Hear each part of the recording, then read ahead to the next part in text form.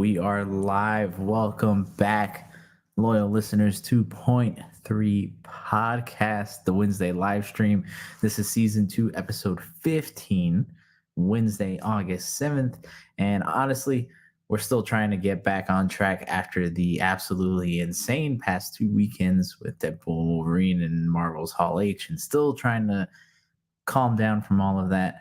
But we are thrilled to have everybody back with us once again. We are your favorite trio of hosts. To the top left, we have Lou.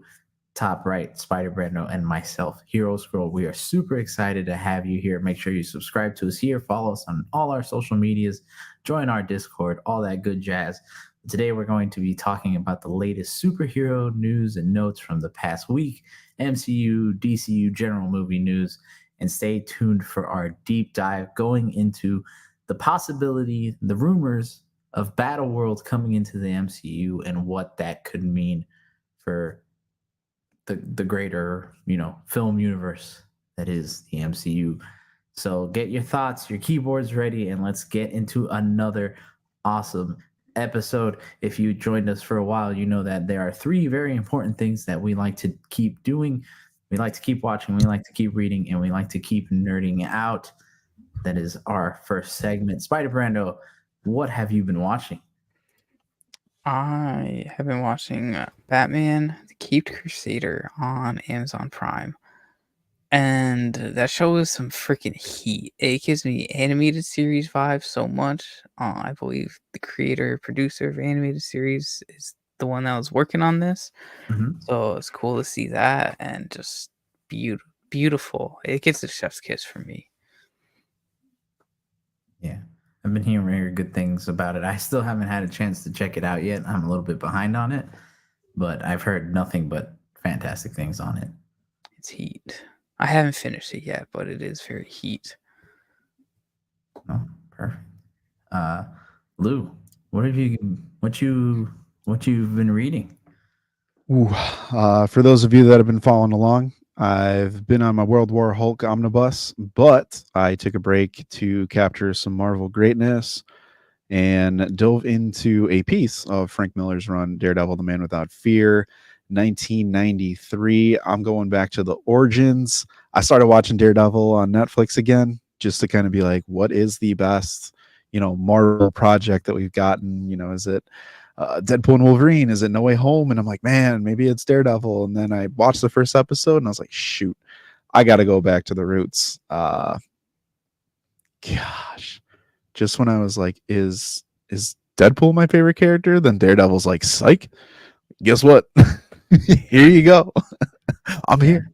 Yeah. Fantastic. Has reading this run changed your perspective on the show? You know what? I appreciated how quickly you get to know Daredevil in this run so far, and especially in these through the first 4 issues. And man, when Kingpin steps in, like everyone that should hits, and the supporting characters are legit. I have to say though, I'll say one thing about this, not to spoil this. Definitely go read it if you haven't gotten a chance to, because it's fantastic. Daredevil's version of being a hero and his brand of justice is fantastic, and I think they do a much better job in the Man Without Fear than they do kind of showcasing that, because they pick up like issue 5 when you kind of start seeing Daredevil do his Daredevil thing in Netflix. So there's a lot more context that gets added. It's clutch though. It's really good, really good.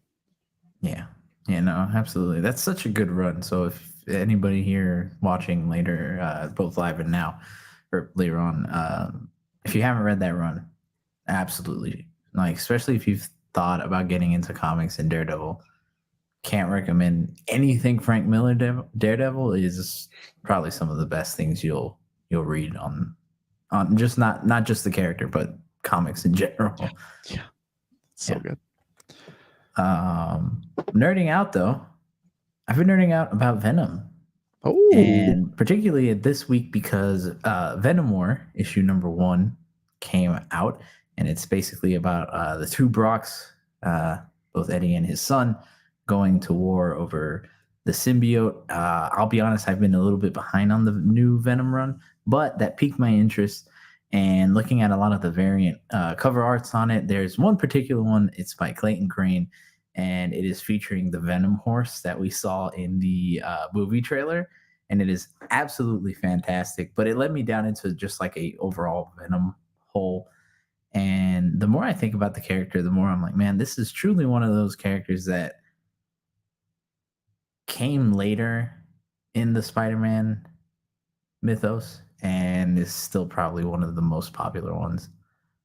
And when you think about that character and what he's done in comics and movies and games, and every time Venom shows up, it's an exciting time. Even if we don't feel super great on like The Last Dance, it's still cool to see Venom on screen. Yeah. I've been in a Carnage kick recently. I don't know why. I came across that those shirts I sent you, Hero, and I just started looking at the Carnage artwork on that shirt again. I zoomed in on it. It's made it my profile picture. Yeah. It's so beautiful, and I just love the symbiotes. Yeah, and it all starts with Venom. You know, it all starts with Venom. That side of Marvel doesn't get expanded to where it does with Carnage, all the Life Foundation symbiotes later on and all. You don't get it without getting Venom. So yeah, keep nerding out about Venom because he's just a great freaking character. But, True. That's going to be our next legacy type character. Oh yeah, like it's been done, but it can be done better live action. Oh yeah, I think we'll get into that another charm, day. Hopefully. I don't think Tom Hardy does bad. I just think it's not what people want. No, it's just not the right universe or like structuring that. It truly should be to excel. Yeah, I respect the attempt and everything, and I don't know. We'll see what Last Dance does. Yeah, besides a Venom horse, right? Moving on to some rapid fire news because we do have a lot of it. A lot of it going to be just as a heads up. Rumors. Dylan from Texas. What's up, man? Guess you're traveling. Thank you for spending your Wednesday with us, man, as always. But just to preface that, a lot of the MCU, DCU, mainly some of the MCU is going to be some rumors, some speculation, but it's going to be a lot of fun. So, Spider Brando, hit us with the general news. So we got George R.R. Martin says they have 4 animated Game of Thrones series in development. I couldn't tell you exactly what they were off the top of my head because he did not mention exactly what they're about. But that's pretty cool to see that franchise expanding into the animation side of things a little bit more. And on the same era or topic, I guess, House of the Dragons will end with season 4. It's been officially confirmed. And I'm kind of surprised by it because I feel like when the show first came out, a lot of like the producers are saying it would need like 5 to 6 seasons to fully flesh itself out. So when I saw 4, I was kind of like, eh. Yeah. But I still got to watch season 3. But speaking of season 3, Invincible plans to go not just 3 seasons, but up to 7 seasons, says the creator. And as long as Amazon is still liking them, as long as stuff's still going good, his goal is to get to season 7 to fully flesh out the comic run. I think that's fair. It needs to do one thing. And I think they need to improve upon their animation as time goes on. For sure. I think so too. If they can do that, 7 will be perfect, but I think it might be a little long in the tooth for some people as they get deeper in the story that I've been spoiled on so many times since I told you guys I got spoiled. It's disgusting. It's so bad. It's so terrible. bad. It's been hard to avoid some of the spoilers when it comes to Invincible. But I will say it could also be a budget thing, depending on how much Amazon is giving them. So it might not be super like always on them, and we don't know how much crunch. And then obviously it seems like season 2 was in a little bit of like a development hell. Not a whole lot, but it did have its issues. And with them saying, hey, Yeah. season 3 is not going to have those types of issues, I hope we get a step up. And I think kind of like we've mentioned before, living in a post X-Men 97 world, things have to step up. Yeah. I don't know, man. Amazon animation, critics are coming out saying the animation's not as clean as they expect it to be in comparison to other animation studios, what they're putting out for similar-ish budget. So I hope that noise doesn't get any louder than it kind of currently is. Yeah. I will say I have been liking. Did Amazon have anything to do with the Cape Crusaders animation? Yeah, they did. Yeah. Mm-hmm. Yeah. I've been enjoying Cape Crusaders animation, so yeah. I think they may be going a step in the right direction. Yeah. Let's hope so. But speaking about some animation and a series that took some massive backlash when the first trailer came out. There's still no Sonic 3 trailer, and I'm throwing this in there because I was promised a Sonic 3 trailer in July by our best friend, Daniel RPK, and he failed me. So that's strike one, Danny. But hopefully in August, and hopefully in Gamescom, that is like this Friday, I think. Saw one, August 9th was the date, so pray for my sanity that I get this damn trailer. When does this movie come out? December 20th, 2024. Wow. I have one thing. I haven't been sharing this with you guys a lot, but this movie's marketing is very, very similar to No Way Home's marketing, surprisingly. Like, there's just been the toy leaks that kind of leaked a lot of No Way Home stuff without like a trailer or a teaser coming out. Sonic 3 toys out hitting shelves right now, still no trailer. December 16th was No Way Home. December 20th, Sonic 3. What else is there similarity for? I guess just like not really the style of movie, but like where you think it's like the end of a trilogy, but gonna really branch off into more. We're getting that. And that's my little tangent. What's the name of the movie? What are like the full like title? It doesn't. It's just Sonic the Hedgehog 3. Oh, that's it? Yeah. Unless they did that. I remember at one point when Knuckles was coming out, they tried to like rebrand it into like Sonic and Knuckles 3. But I think that was only for Knuckles promo, because I haven't seen that on their like social media account. Mm-hmm. But their social media account also hasn't posted anything in like 6 freaking weeks. Marketing for this movie is so similar to No Way Home's, and it's crazy. Fair enough. We're getting peak. Yeah. Give Spider Brando his Sonic 3, please. Yep. And some quick other general news: the Rebels Moon director's cuts have came out. Still not doing too well compared to the first cuts. I don't know how much control this dude Zack Snyder really needs, or how much DLC he needs to put out for his movies. But they're really not doing too well on any critic or audience score. Did you guys ever finish it? The first one, not the director's cut? No. I tried. I tried. I was gonna say I tried, and it just doesn't seem appealing to me. I mean, I don't know. I'll give it a shot one day, but I think it was your reactions to it kind of threw me off.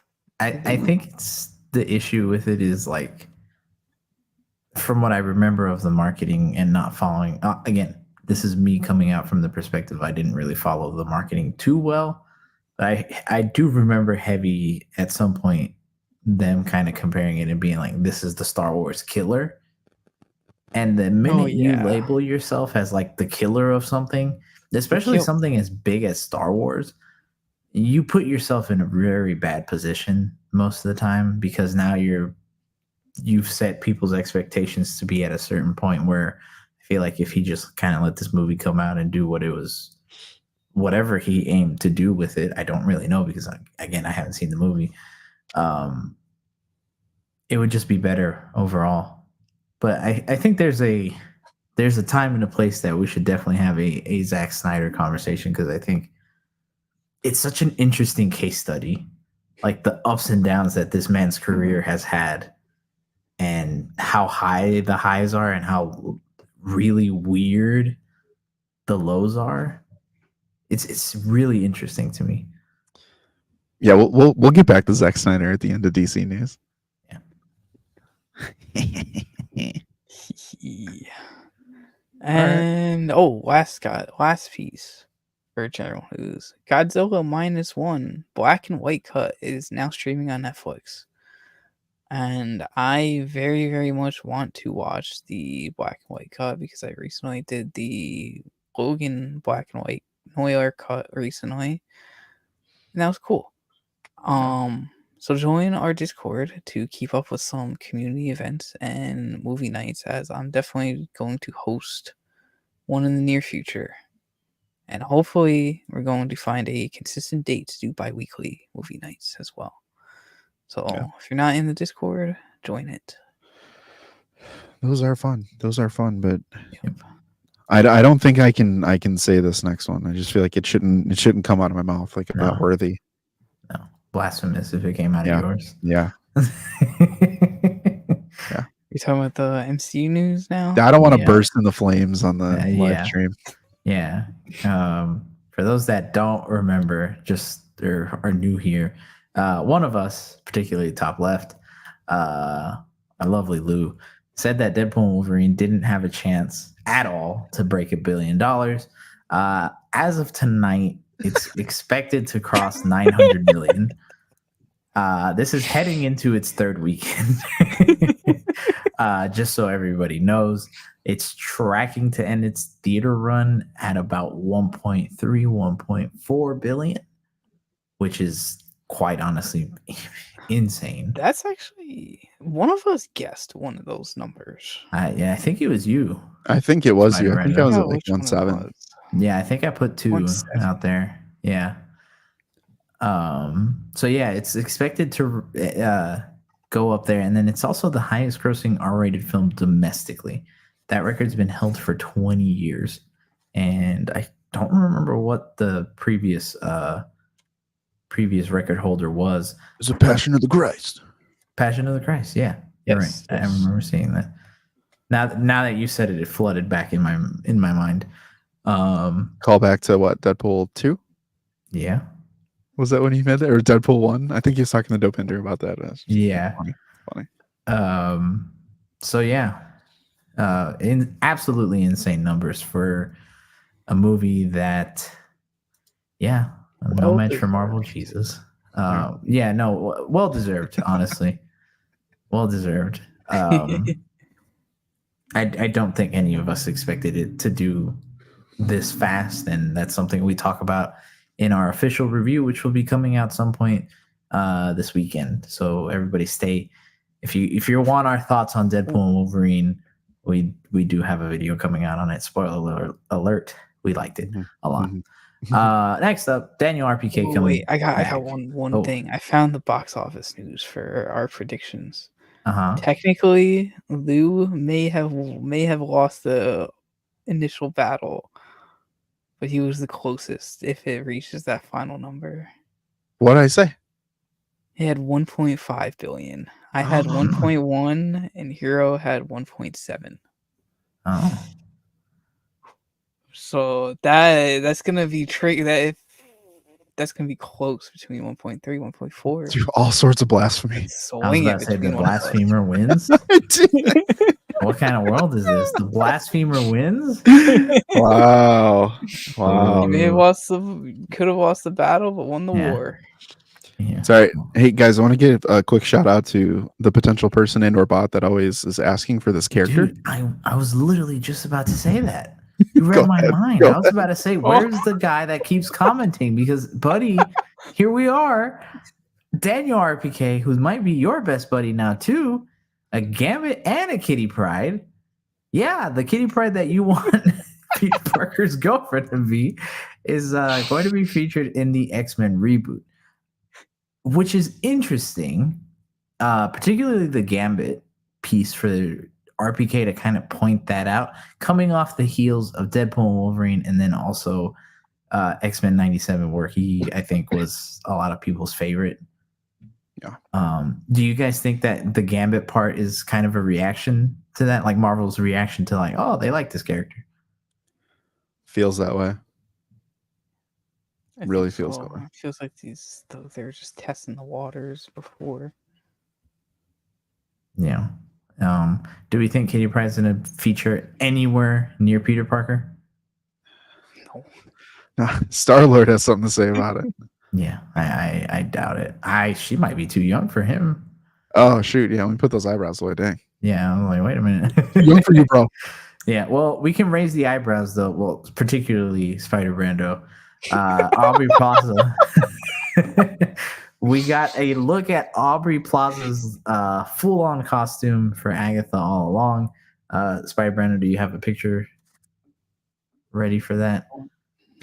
Don't pretend like you don't. Don't stall. Yeah, he's actually pretending to type. He's like, oh, let me look. He's like, oh yeah, it's on my window. It's on my both of his monitors.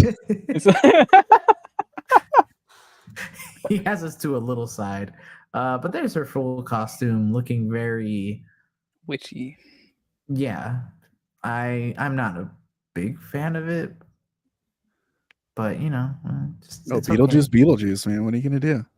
Yeah, I mean, you know, it's Aubrey Plaza. So if you're a big Aubrey Plaza fan, I'm sure that this is right up your alley.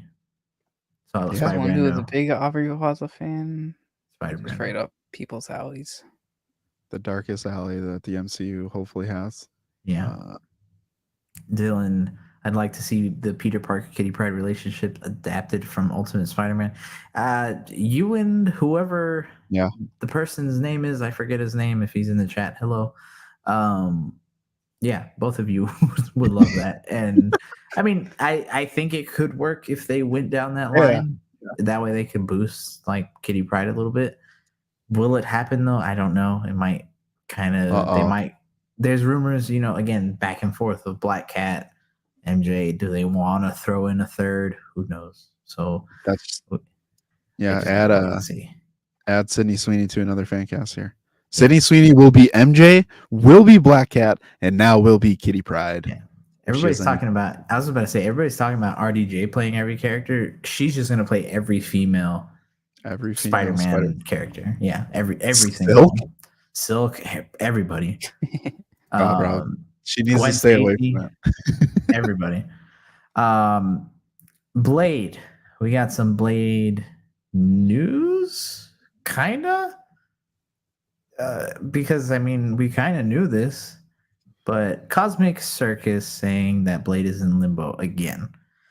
There's a rumor that's coming out that Blade is supposed to be Nick Fury, or the Nick Fury of the supernatural side of the MCU. So meaning that he's basically kind of assembling the team of that side of Marvel. So gentlemen, a two-parter question, right? Should it be Blade going into this Nick Fury role? And what in the world is going on with this movie? I got something real simple here. I truthfully think this is a case, like we were mentioning with Gambit. I have a feeling that they're like, light bulb moment. We can do something different with Blade. So for it being in limbo, if I am to believe that, you know, Blade is kind of going to be that assembler of a Midnight Suns or the supernatural, you know, crew that's going to show up in the MCU, I feel like that would be a pretty big departure from what it sounds like the movie was supposed to be. But what it sounded like it was supposed to be kind of departed from him feeling like the person who's pulling together the supernatural characters in the MCU, starting with Black Knight. So I almost feel like, to me, this is like a back on track type of scenario, if we are to believe that, he's going to be that assembler. I would just love to see him do it with Wong and kind of have them be the ones, collecting the supernatural heroes to kind of step in and face whatever they ultimately do. 5, 6, yeah. Spider Brando, any thoughts? When I first saw it, I was pretty excited about it. But when you brought up Wong, I was sold that, like, having the both of them together team up, because we know Wong, obviously. It would be cool to see him interact with like a character like Blade, as well as just like kind of going around collecting people with someone that we know from the MCU already. Would be pretty cool. But I like, if they only show Blade do it, it feels kind of weird, if that makes sense. Because like, for now, like, we don't have that connection with Blade as much as we do with Wong. Yeah, that's a good point. And it could be also the fact that it's kind of like when you hear the Nick Fury character, he's not a person of like physical action. He kind of is, right? A little bit. But not entirely, where Blade is kind of supposed to be. Even though, of course, Blade is a great tactician as well, it kind of shouldn't be him in that role solely.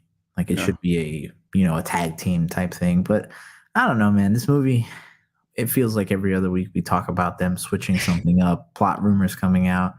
It was like last month or so that the old script got leaked about it being a period piece involving Lilith and then his daughter and the Ebony Blade and all that. I do kind of agree with you though, Lou, where it's like, it seems like somebody finally picked up a Blade comic and watched Deadpool and Wolverine, and they were like, hold on, we just have to make him cool. And everybody was like, yeah, that's what we've been saying. that whoever that was, that guy or girl got a raise. Everyone's patting him on the back. They're like, great idea. Holy crap, dude. Great idea. That is so great. You're right. Yeah. We should just make him cool. What? We never thought of that. If at this point, I personally would say scrap the movie. Keep that slot and make it a supernatural movie. Just give Blade an hour-long special. Make him look cool, make him sound cool, explain where he's been, explain what he's going to do, make it feel very similar to how you made Werewolf by Night feel, and then have him show up in a movie. At this point, just cut the movie. Let's go. Let's get him out, and let's move on and start jumping through some MCU magic portals. Yeah. I wouldn't be surprised, though, if they end up kind of going down that route to give him a movie, where I hope.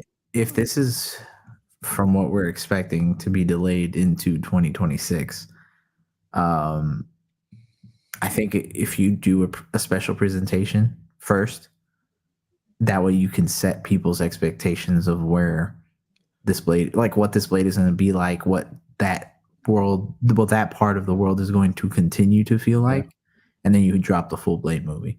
Yeah, I forgot they can't do the special presentation. Sidewinder has to get his show. That's true. Ooh. He is supposed to, according to him, be a major player in the MCU. Dude, the Nick Fury, bro. Yeah, the new Nick Fury. Everybody's saying they're going to be major players in the MCU nowadays. I was going to say, you know who else said it? David Harbour on Thunderbolts. Asterisk. David Harbour, quote, "Our characters are going to interact with something that we don't really understand, and it fundamentally changes the course of the way things expand." End quote. Jesus. Buying or selling? Do you buy it or sell it, Hero? Sell. The thing is, I can't even sell it because nobody wants it. Is it free? Oh, is that our third option? Like, buy, sell, free. Giveaway. It's like, when you're done with something and you leave it like in your front lawn, and it's not even a yard sale, you just leave it expecting someone to take it. You don't care if it's the trash person or just some random off the street. Pickup day. Yeah. I feel like this is how everybody kind of is with Thunderbolts, and every time and it sucks. We shouldn't. We shouldn't. I should be able to take David Harbour at his word and be like, yes, this is going to change it. But no, it's not. It's not, because even at most, you're just introducing Sentry. Sentry is not going to change that much of the MCU. It's impossible. It just feels weird, especially knowing that they're gonna be in Doomsday and Secret Wars. Like, how much could they really change with all that shit going on too? That's what I'm saying. What are they gonna do against a Doom? What are they? I mean, yeah, no. What are they gonna do against a Doom? What are they gonna do against like the Avengers? Yeah. I don't If know, we man. get an Avengers, I don't even know. I mean, This feels like smoke. And if It's they do go weird. that Dark Avengers route, and this is the new Avengers team, and they're like, "Look, we changed the way that your Avengers are," I'm just like, nah. Look, if they do, then cool. But it genuinely has to, like, they have to be about this and actually mean it and not just say it so they can put our butts into the seats. you see, To this watch is it. why I want that trailer when we were talking about it last week. Mm-hmm. This is why I want that damn trailer, just to freaking like. I'm tired of just hearing about it. I just need to see something. They need to show Sentry at this point, I think. Even if you don't get a trailer, I think they just need to show a key art of Sentry. Dude, I feel like they're better off not showing Sentry. I don't know what, like, I don't get why this whole thing of like leveraging social media, teasers, YouTube clips, like Marvel's, no offense, and I'm not saying this like the Deadpool Wolverine, like Marvel's back kind of stuff. Like, this is back to reality in my opinion. Like, make the journey to these movies fun. Yeah. And right now, like, character like that, dog, you gotta be teasing stuff like that. Like a Red Hulk, that's gotta be teased. Like, those things, take advantage of the best characters that are really gonna put butts in seats. Yeah. And you Not, know that, yeah. I was gonna say they kind of did it with that one video of what's Elena's actress name? I forget her name. Florence Let's just Pugh. see. Florence Pugh, where she was doing that behind the scenes video of the sets and stuff. They kind of did it with that, and then they just haven't done anything else. And to your point, they need to do that more, so that way we can just stop kind of like only reacting to rumors that we hear and then like quotes that probably aren't going to match up with what we end up seeing. So let's move on. This last piece, buy or sell, gents. That's going to be the question. Do you buy or do you sell this? Marvel Studios, according to our best friend Daniel RPK, wants Sean Levy, yes, the Sean Levy of Deadpool and Wolverine, to direct Young Avengers. Spider Brando, buy or sell?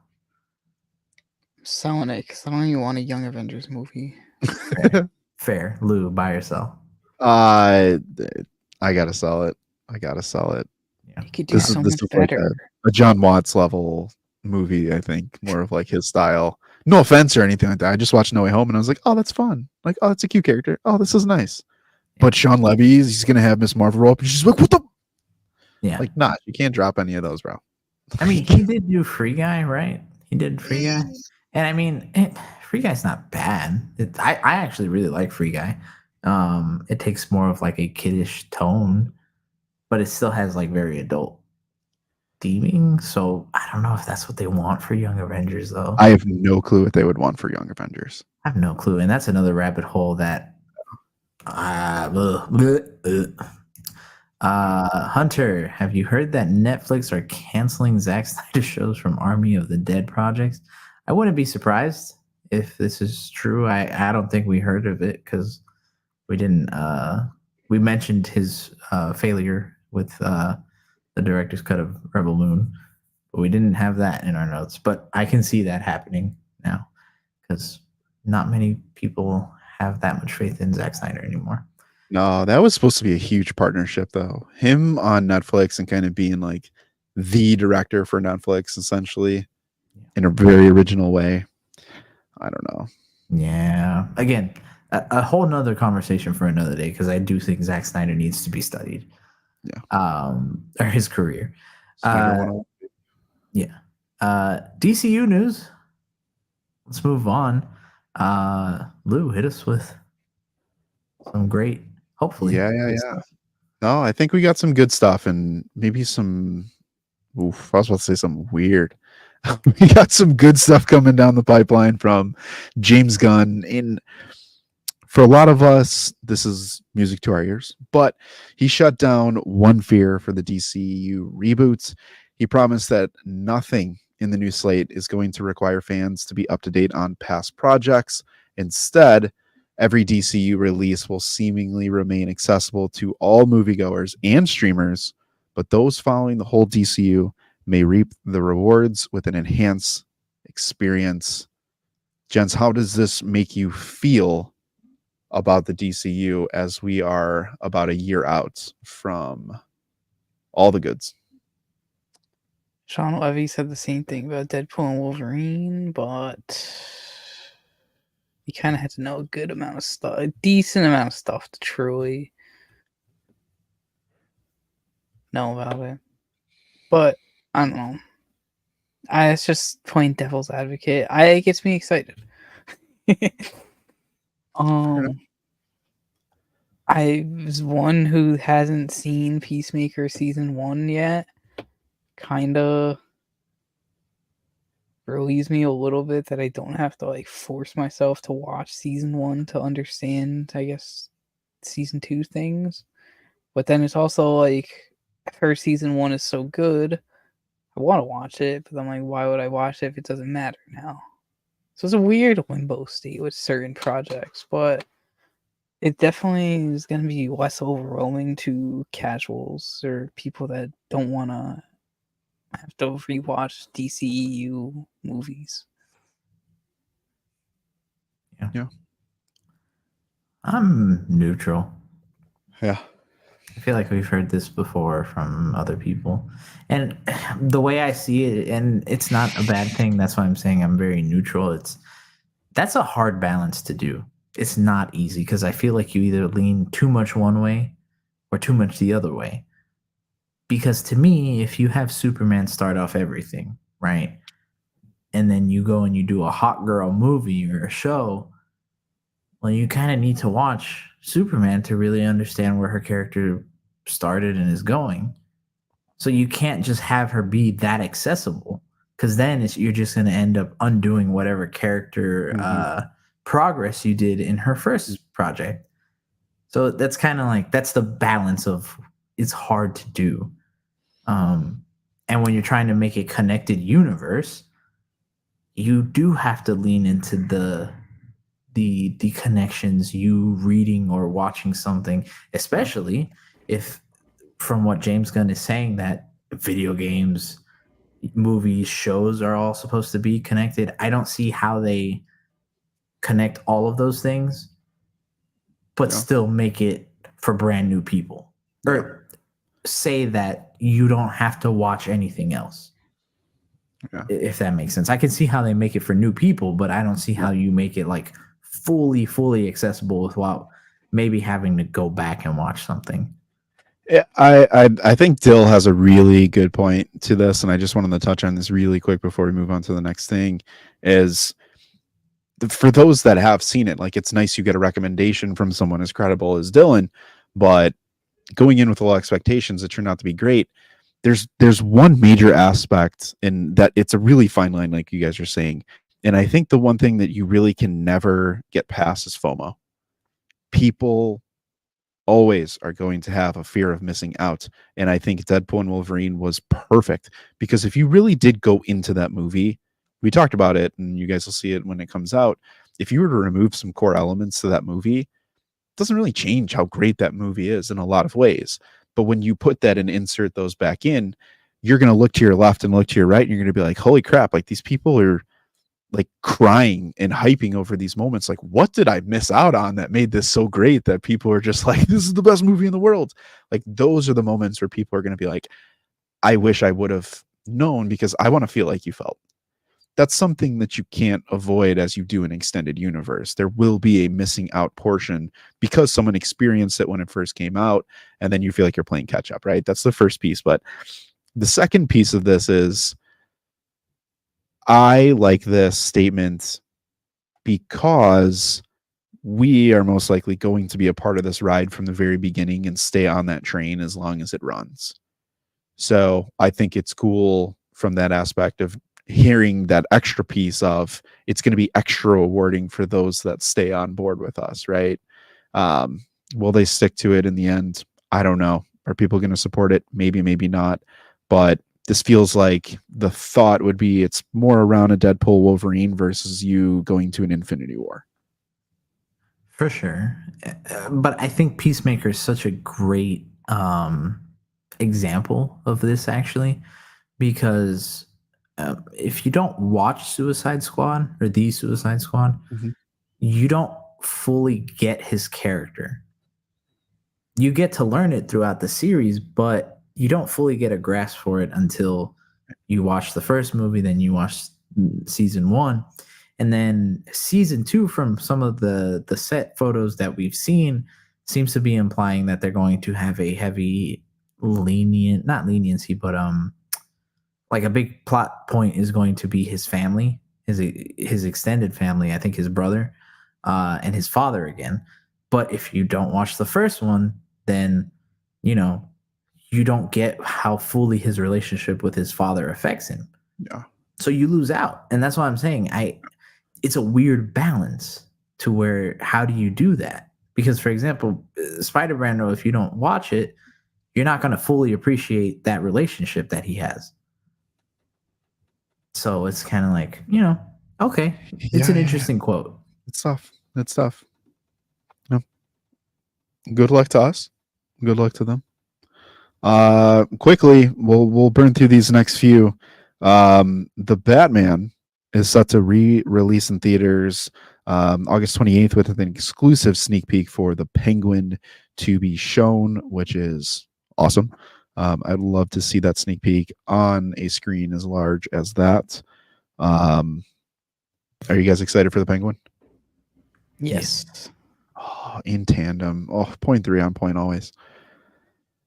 But speaking of Batman, all 10 episodes of Batman the Cape Crusader, which for those that don't know, because this kind of flew under the radar over the last couple of weekends, a lot of people are like, I didn't know this was out. For those that don't know, it is a 1940s noir spin-off of the original animated series, and it is and has released on Amazon Prime Video. That happened on August 1st. So you're not too late to the party if you want to catch up and check out those 10 episodes. But note to this, no release date has been set for season 2, but it's reportedly still a ways off. However, Amazon Prime Videos, they have a 2-season order. So they're working on it. You got some people doing some voice acting. Again, seen some things on it where animation may or may not be a high point of this, but it has been applauded in a lot of ways. Is this on your guys' radar to finish and or start? Oh, yeah. I may finish it tonight. Yeah, I'm with it. But that leads me to my mini question for DCU news. Deadpool and Wolverine, Batman is at front and center once again from an animated perspective. Gents, big question. No, throw it up there. The people need to know. Should the DCU Batman have white eyes?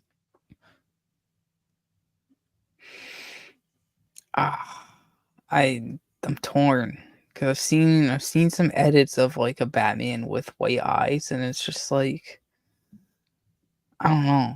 It doesn't hit the same as like Wolverine with white eyes, or like Deadpool with white eyes. But I have seen some edits where it does freaking cook, so I feel like it really comes down to what color they make the suit and the shape that they give like the face cowl. It's gonna make or break it. Yeah, I agree with you there. I was going to say the cowl, I think, is going to be the biggest part. Because, for example, I think like Battinson's cowl wouldn't look that great with white eyes. But I think it's the way in which they... Bale cowl with white eyes. A Bale cowl would be. Yeah, it would be. But that's because of how the cowl is. So it's kind of like, we need to see a costume first. Should it, though? Or could it work? Absolutely. 100% it could. I think Deadpool and Wolverine showed that again. Yeah. Yeah, I say they give it a shot.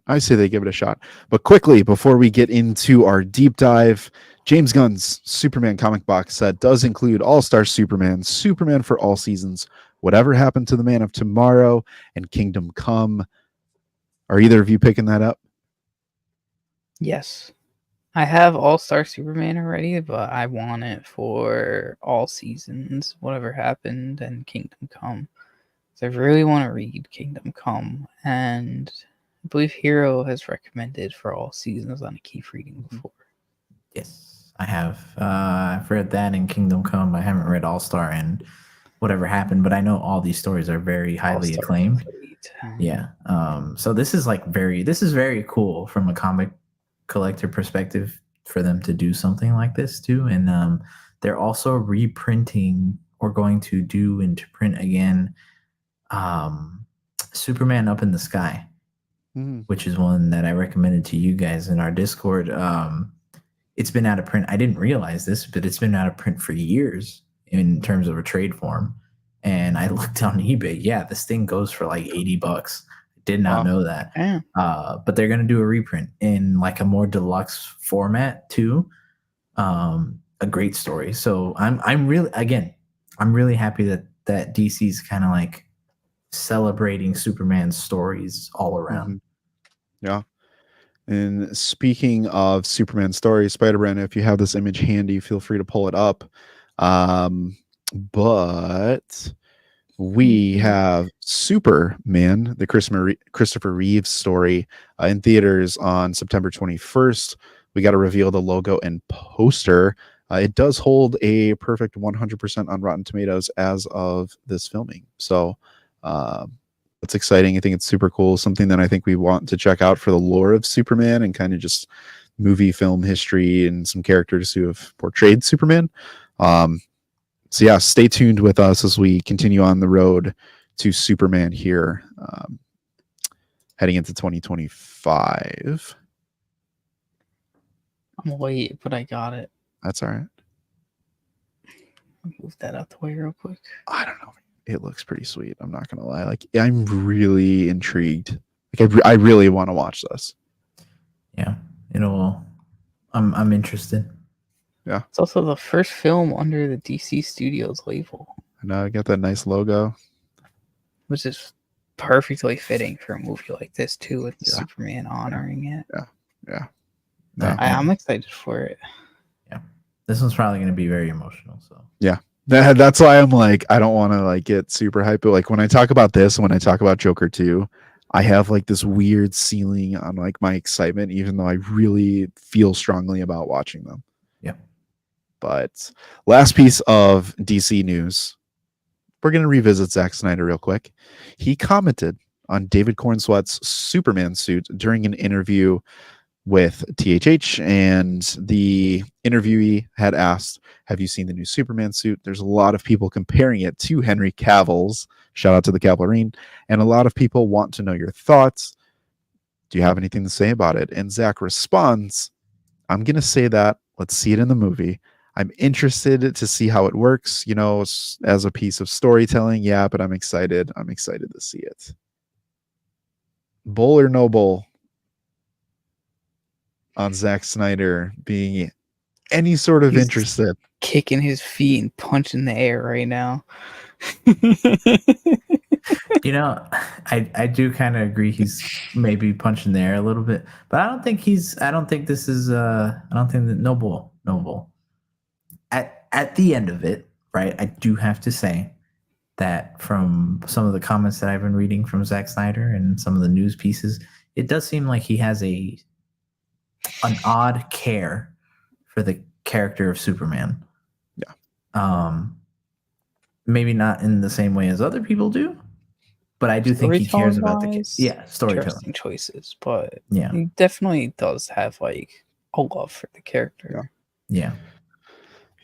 I think it's legit, just given how he uses costuming and character and the way he films and directs and those types of things. Like that's like part of his language that he uses, and it's pretty imperative and important to the story that's being told. So yeah, I mean, is he gonna say it and just be like, that's garbage? And we're all like, what do you mean? It's great.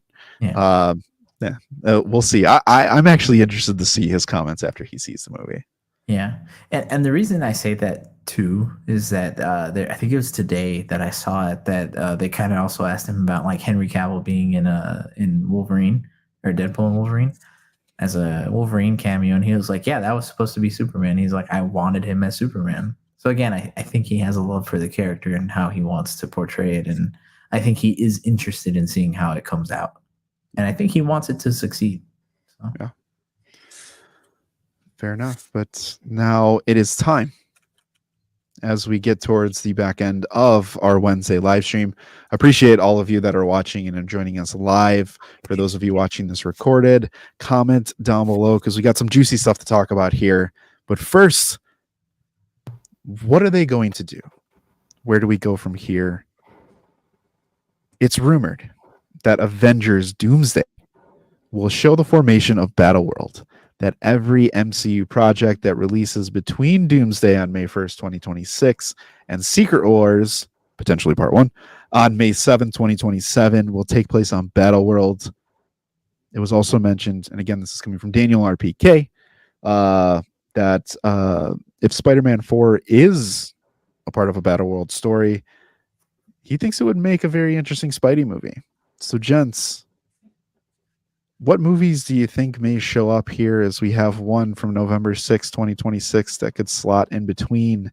What movies do you think may be there? And are you buying into Doomsday is going to start the formation of Battleworld just a couple years away from now? I feel like they're going to throw Doom off with a bang. And there's no better way, I guess, to show like how powerful Doom could be than taking two universes or just making a whole new freaking world like Battleworld, merging stuff together and really having people go at it. I have never read Secret Wars, so I'm not the most knowledgeable in this, but I do know a lot of the bits and pieces from it, at least. Just it feels weird to like know that these movies have been kind of like planned already and know that they just switched over to Doom within the last couple months. Feels weird to go straight into Battleworld. As like cool as it would be, feels like a little weird or rushed. I see them doing Battleworld 100% because both Secret Wars do Battleworld differently, but they both have Battleworld. So yeah, I do think that Secret Wars 1, possibly 2, and whatever comes out in between will be set there. What I don't know is kind of the movies. I know he mentioned a Spider-Man 4. And I do think it would be very interesting, but I don't think they would solely make Spider-Man 4 because it might confuse too many people that aren't following the full story and just want to see Spider-Man 4. It won't really be able to be like a part 4 to his story. That's what's weird about it. That's what's like, weird. I don't know how they would execute that. Yeah. That's why I don't think it'll be that. What's interesting though is that I was going to say they go ahead. Where else would Spider-Man 4 release though? Because there's no chance movies come out 2025 at this point. We're 4 months away from. If it were to come out in December and they haven't even started filming it yet, it's a year and 4 months to go through filming and like production. So no chance this movie's coming out 2025. Maybe before. It could be the movie right before. So let me ask you this really quickly. Is it possible that there's a world where this comes out after Doomsday and we do see the creation of Battleworld, but it's kind of like an Ant-Man and the Wasp, where it predates these events type of thing? It's showing you street level type things beforehand. no go. It could be because I did see a variation of this quote that RPK quoted himself on it and said, anything that's not a prequel or like anything that's not pretty sure it said prequel. Yeah, there was that quote. Yep. Anything that's not a prequel would be Battleworld. Safe or something. So maybe that could be maybe our theories on the ending of Spider-Man 4 being multiversal were true. And that could be him getting the symbiote into Battleworld. Here's the thing though. Doomsday is going to be a huge event. And there's no way they don't have Spider-Man in it. So if he is in it already with the symbiote suit and then they have to go back and explain a movie where he gets it, no. Which Spider-Man? Which Spider-Man though? Is it possible that Tom's Spider-Man is not in Doomsday and it is Toby or Andrew? Would that satisfy? Oh, it has to I be do Tom. Great things for that. What does that mean? Yeah. What does that mean? Eat a Klondike bar, obviously. Sorry. It hit my ears and I was like, wait, what? Dude, it took me a second. I was like, wait, what? At least I think it has to be Spider-Man 4, like Tom though. If they're gonna make a dedicated movie, I think Toby saved for like Secret Wars Part 1, potentially Part 2. The thing I was gonna say, in terms of like, there's 4 untitled movies, that hopefully we don't have to do great things for. There's 4 untitled movies. I just want to see Andrew with a symbiote suit. Like, bro, same. I don't even care about seeing Tom in it. I just want to see Andrew's symbiote. 4 untitled movies. There's one February 13th in 26, November 6th, 26, July 23rd, 27, and November 5th, 2027. Now, Daniel RPK does have his guesses, right? Saying Armor Wars, Shang-Chi to X-Men Young Avengers. And I'll be honest with you guys, out of all of them, I only think we get X-Men. And the way I see this calendar with those 4 untitled movies are February 13th. I think that's makes sense for your Spider-Man 4 release date because you start getting people hyped up. It's a good slot for Spider-Man 4. Nothing ever really comes out in February. You then have Doomsday a couple months later. In November, I think that's where you maybe put your first Battleworld movie set. If you ask me, I think a Fantastic Four Part 2 would be the best thing, because if you're already going to have Fantastic Four be established outside of like a main Universe 616, then being on Battleworld is not going to be an issue. You then have Secret Wars Part 1, and I think with Part 1, that's where you introduce the X-Men. You get a full X-Men movie that July 23rd slot. And then November 5th, that's your big ending. You get Secret Wars Part 2. Because it's really weird that there's 2 movies coming out basically like 3 months after Secret Wars. Yeah. It's very weird for that to be like your big finale. Yeah. And then immediately be like, okay, here's the next thing. I think that there's going to be a shadow drop maybe after Doomsday that this is Secret Wars, this is a 2-parter. Yeah, I don't know, man. Like, the hard part for me is I can't get off thinking that they're not going to do like a truer battle world where, again, the multiverse is collapsed. Like, the multiverse is done. Various realities, alternate universes, incursions, tons of stuff's being destroyed. And then you get Doom just ruling all of this. And that would be the first intro to Robert Downey Jr., like, as a whole, right? If we're not talking about cameo or guest appearance in Fantastic Four. But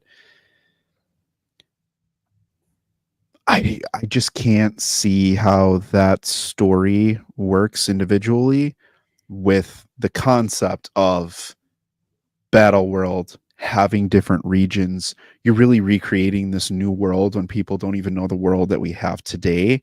Like for me, it feels super muddy. I can't really wrap my head around it, but to me, if you really do a movie, just one movie in between Battle World Begins, Here Comes Secret Wars, I wholeheartedly would be okay if the multiverse is collapsed, you have your regions, and we get Avengers versus X-Men. That I could get on board with personally. Yeah, it could fit. And it's just the big thing that that throws a wrench are these other movies that have been soft announced. Because like Armor Wars has been soft announced as a movie. It never really got fully announced. That was more of an insider scoop type thing. Shang-Chi has not been confirmed at all. And Young Avengers, again, it's in a weird state as well. Kind of like how we were talking about it earlier. I don't know. I truly feel like if you want your best version of an Avengers versus X-Men, you wait to pull the trigger on that movie. Again, I think that's your next big movie after like a Secret Wars. That's your next moneymaker. So to kind of blow it so close to Secret Wars, or like kind of like immediately after Secret Wars, Yeah. It's a weird feeling. I don't like it. Here's my only last thing to it's not going to be a true X-Men versus Avengers, but if you take what Deadpool and Wolverine did and how he fought for his universe at really all costs, like if you were on my opposition, you're done, right? If you really pit Deadpool's world or Earth 10-0005 against 616 and you do Beast and Photon and all that crew that's supposedly supposed to be there, Logan, Deadpool versus the 616 crew, that's the X-Men versus Wolverine. You see all Deadpool's friends are there. You already have like a decent amount of people that exist in that universe already who could qualify as X-Men. For sure, but I mean, Don't hit the Professor X right now, because I was literally just about to say all that. yeah. He's Oh, on. Doc. Hold on. Sorry. Hold on.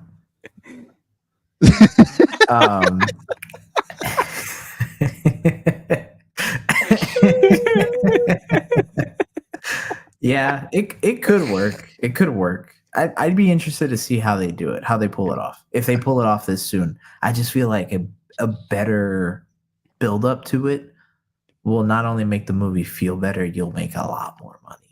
I think, yeah. Well.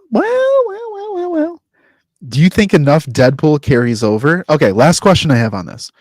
If they do pull Deadpool mutants and X-Men and all that kind of stuff, is there enough momentum from this movie now going into 2026 if they come back and they're more cameo feature? It depends what's coming out 2026 is the thing. Because I'd see them putting X-Men in 27 if they're gonna do it. So it kind of depends. Unless they just do another Deadpool movie in between there. I was just thinking that for the February 13th. Get him one more time.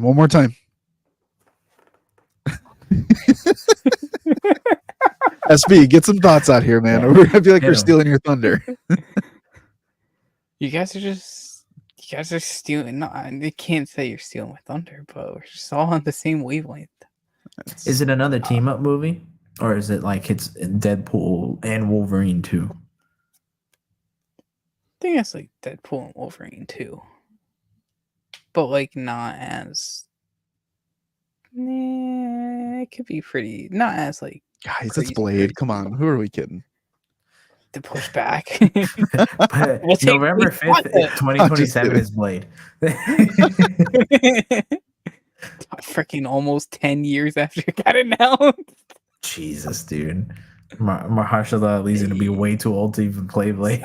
Bro, Blade don't age, man. He doesn't crack. So someone he's good. else waited 10 good. years to play their character in a movie recently. So Yeah. Yeah. As long as they're paying him. Shoot. Yeah, Some money. sure.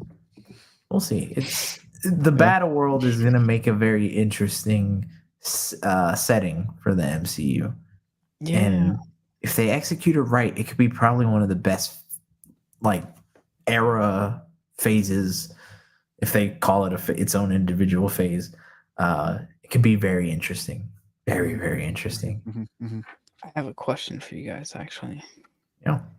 Do you think this Saturday we get any announcement on what these movies are? Because Disney has their D23 Expo on this weekend, and Saturday is their Marvel Day. Daredevil. Hold on. Wait. I'm getting something. I just read Kevin Feige's mind. He said, no, we're only doing Disney Plus. By the honestly, way, no cocaine. Dang. So live stream just got Feige'd.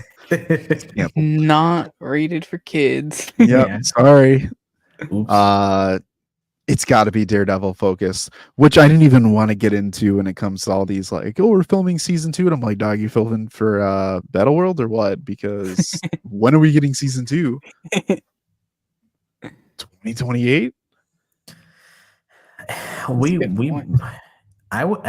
We've been saying this for a while. It does seem a little fast to get there to Doomsday Secret Wars. Even before like it was called Doomsday and it was Kang Dynasty. Kang Dynasty and then Avengers 5. We've been saying for a minute these probably gonna get delayed. Yeah. And they just probably aren't saying it right now. Yeah. They don't want to hurt us too much. We're riding high still. But should we look into, the past of the MCU future? Yes. You like that? It's just a little Love it. Yeah. I mean, listen, I think there's some big core elements that have continuously been introduced over the course of this specific saga. And the MCU has really done one thing unwell, sick, not good. What did I just say there? They've struggled to define the rules of the multiverse. And they've introduced concepts that we have heard of and maybe forgotten because the next one was introduced and we're like, wait, which one are we supposed to pay attention to? But we have Nexus events from Loki. We have an absolute point from What If. We have Nexus beings, Multiverse of Madness. Anchor beings, just newly introduced in Deadpool and Wolverine. And then we got Canon event. Who can forget Canon event? Everybody had one during this year, during Spider-Verse, but that was non-MCU. So Spider Brando, hit us with what you heard about the Anchor being, or at least what was said. So our boy RPK tweeted a video out from Sean Levy talking about the concept of anchor beings was a Kevin Feige idea, and that they also mentioned that a anchor being is not a Nexus being. So that's kind of interesting, but to me it makes sense. The Nexus being is just like, honestly, I forgot what the exact definition of a Nexus being was. I can't lie. But it makes sense. Lucky for you. I pulled it up. The official, like, quote unquote definition is any person or thing that has the power and capability to drastically affect probability in the timeline. Mm-hmm. Oh, yeah. So that makes sense that Nexus being and Anchor being is different. Is it too much? Is it too much? Are we making it more than it is? It's all a bunch of spaghetti. Dude, that's where I went when I really heard Anchor being. I was like, bro, what the hell? I was like, you guys are getting these multiversal things. Like, we were ragging on the Flash for being like, oh, spaghetti in the multiverse. And I'm like, MCU did it better. And now I'm like, I have one thing to say about it, only because in real life, we know nothing about the multiverse. Just as much as all these people in the universes that don't know their multiverse exists probably don't know about multiverses. So I kind of understand it being thrown, different terms being thrown around of like different timelines being in different universes, different points in time, but like the same timeline, but different universe. It's all a bunch of hoopla. And I remember I had to try explaining this to my cousin's wife, or I guess my cousin-in-law. A whole bunch of multiverse stuff. And the only thing I remember saying is just that most of these things are all the same thing, but just like worded a little bit differently. And it is confusing, but I don't know. Just gotta wait and see. Hope it all plays out. I Yeah. kind of like, to me, a Nexus event is and a canon event are just same things, but just reworded a little differently. But a Nexus being and an anchor being, I do kind of understand being a little different. Yeah. I think the difference between like a canon event and a Nexus event, and again, they're not, within the same universe, but a canon event is specific to a character. A Nexus event is just something that affects the multiverse. So it's an event that breaks things. A canon event is something that has to happen to that character. Mhm. It's I just confused the absolute point. Yeah. But an absolute point it's basically something that cannot be changed. So it doesn't necessarily have to be an event. It's just, for example, in What If, it was his girl dying, Doctor Strange. But what I was going to say is that we said this a while ago, and I can't remember in what video. But the reasons that maybe the other phases have felt a little better is that we had kind of like bookmarks to close out certain chapters. And those were always typically your Avengers movies and your Civil Wars type events where they were like big things. And with this multiverse saga, we haven't gotten that. And what maybe should have felt like bookends and bookmarks for the, certain areas just weren't. Like maybe I do think Ant-Man Quantumania should have been one by now. Loki season 2 should have been one, but instead they opened up more things and didn't fully answer our questions. For example, we're still wondering to this day what. How? Versus Deadpool and Wolverine's a prime example of that. Maybe I don't think many expected it to kind of explain multiversal concepts that much. I think we were just kind of in it for the ride of Deadpool and Wolverine. But I do think, for example, Loki, we were kind of expecting a lot of answers. I think to this day, we still wanted to know what exactly broke the timeline, the sacred timeline. We still don't know. By now it feels like we should have seen a incursion. We should have seen another Nexus being. So it's like they have all these things that they keep introducing, but nothing to tie them all together. That's what they're missing. They need a Loki to come in, grab all the strands, and push them together. But they don't have that. And I think that's why when we talk about the multiverse and all the concepts they introduced, it's just like, it's not that great. Yeah. Shout out Nate. Nice job with the 1K, man. Question for you guys on this, and one of the reasons why I wanted to talk about this a little bit more is we look at a movie like a Fantastic Four that has potential to address a lot of these things. We know what Galactus is. There's only one of Galactus across all universes, right? It's just him. Very similar to what America Chavez is. If a movie does answer a lot of these questions and pull these things in, will that help elevate it to a level that other movies just aren't on in the MCU, that aren't taking advantage of legacy like characters, but they're not a team up movie per se, like an Avengers movie? I think so. I think the minute you start giving answers to questions, and if those answers feel good to people, they're going to immediately put it above a lot of different things where whatever movie, show, or project comes out and somehow ties in anchor beings with Nexus beings and a Nexus event, people are gonna be like, oh man, that was great because they finally did something with that.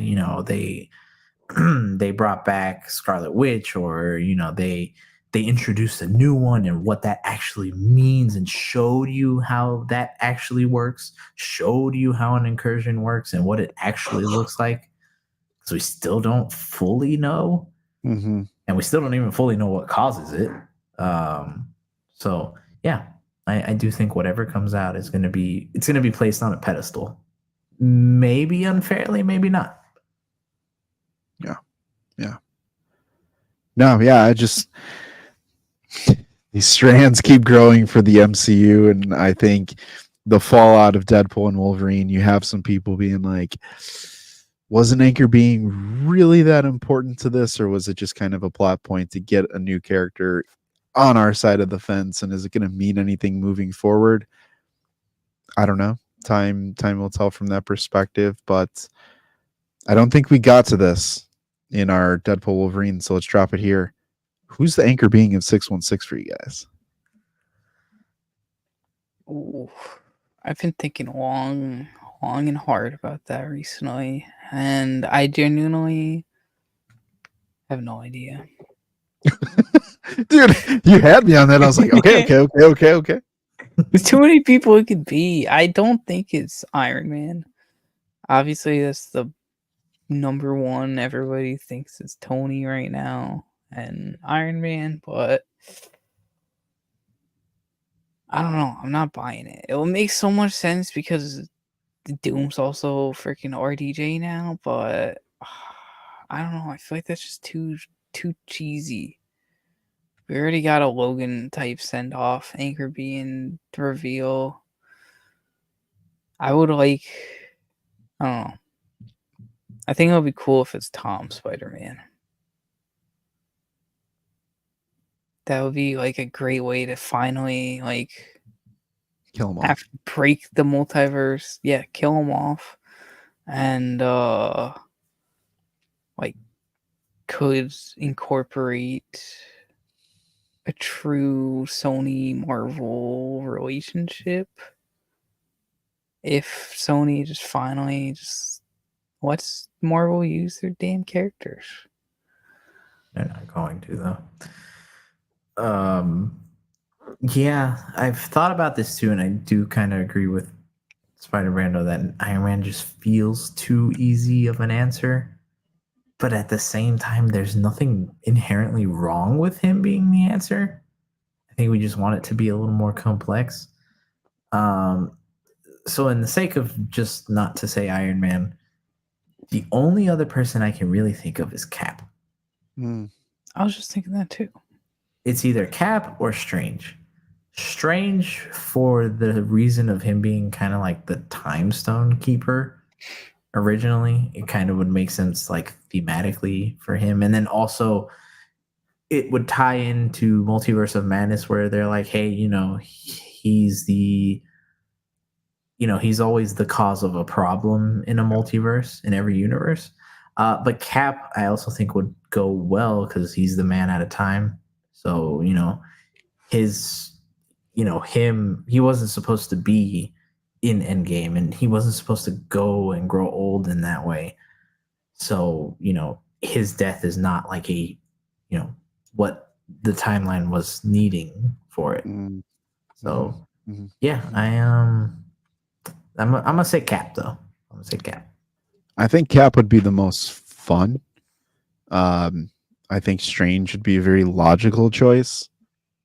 But the more I thought about this, because I think I initially said Strange, I think it should be Iron Man. I really think it should be Iron Man. And very similar to kind of like they would take this story since they've already introduced it to us in Deadpool and Wolverine and kind of take it further and just, he's dead. So that Earth is dying. And I think that could be a catalyst and a reason for someone else to, like a Doom or somebody, to come in to convince people to be like, no matter what you do, like your Earth is done. Like if you want people to live, then you're probably going to want to do what it is that I'm saying. And then you have your conflict of like, Reed is like, no, we can save it. And Doom's like, no, it's dead. And that's how you can convince and split some allies of the Avengers and the Avengers to kind of have that back and forth mentally to be like, what should we do here? Should we try and save this planet or save the Earth or this universe, or is it doomed no matter what? Because we all know that Tony Stark is dead. Yeah. So I kind of like Iron Man being that. And however they expedite it in 616, great. I just know that MCU, they repeat a lot of things in other movies that they've introduced once before. So wouldn't surprise me if they're just like, your universe is dying. Like, we just saw this like a year or two ago, but okay. I mean, I do think it's okay for them to say the universe is dying, though.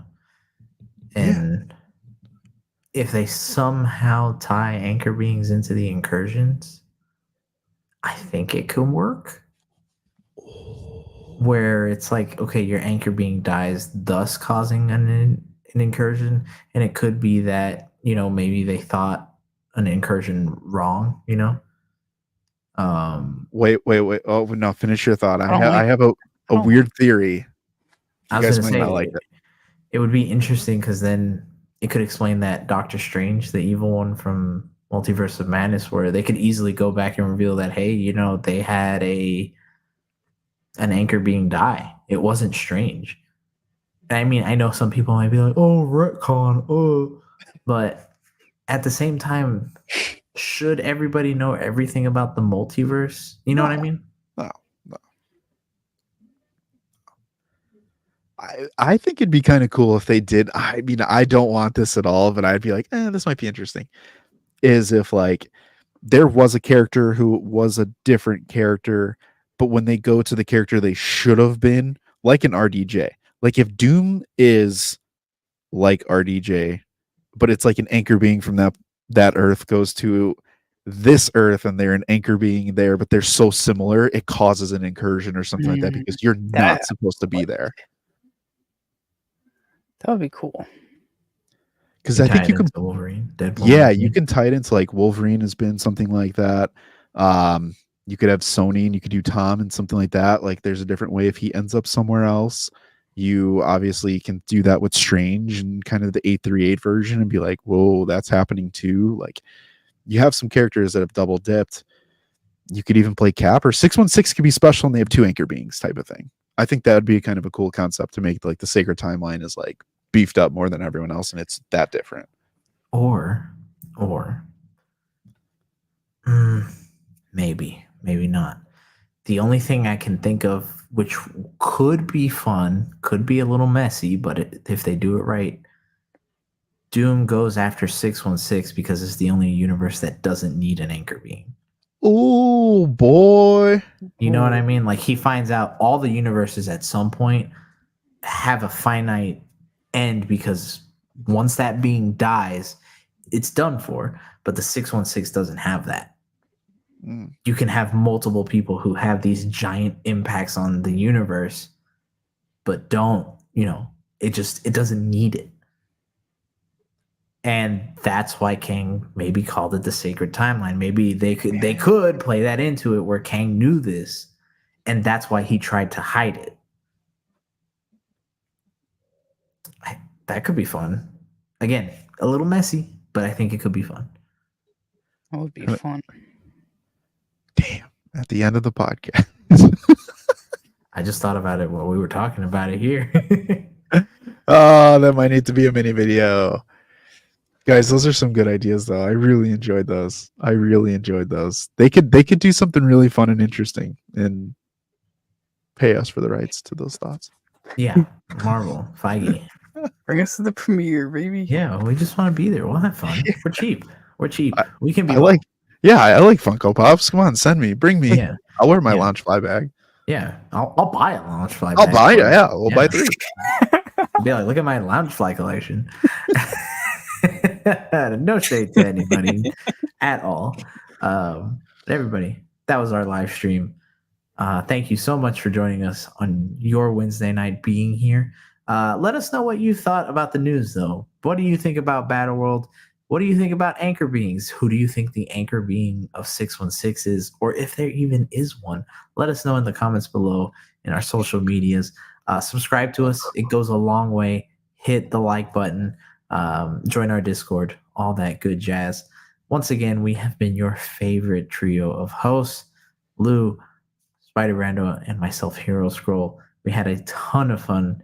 But until the next Wednesday live stream at approximately 9 something Eastern Standard Time, there are three very important things that you need to keep doing. You need to keep watching, you need to keep reading, and you need to keep nerding out. We will see you all next week. Have a great night.